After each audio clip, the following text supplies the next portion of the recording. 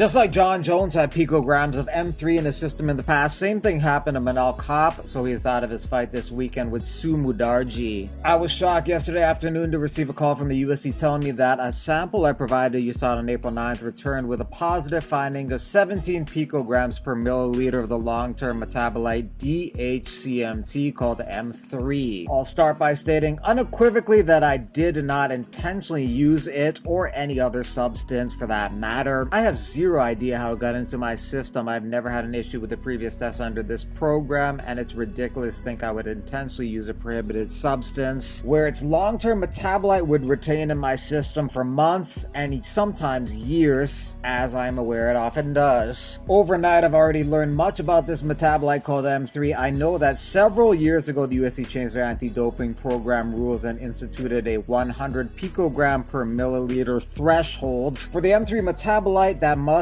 be exceeded in order to be a violation of the program. This is very important to note. I have not been charged with any violation or been sanctioned or suspended by anyone concerning this finding. However, I have also learned that Nevada Commission has handled these cases over the past couple years by requiring any fighters with levels of the M3 metabolite to enter a 6-month extensive testing program to study the presence and levels of M3 in their system. While I'm disappointed I won't be able to fight in Nevada this weekend, likely for 6 months, I will of course adhere to this study by the Nevada Commission because I have nothing to hide. Kopp lost his first 2 UFC fights, but he won his last 2 in impressive fashion. Of course he did. He was all jacked up on PEDs. No, I don't know about that, but what are your thoughts on this situation? Let me know in the comments below, and like and subscribe.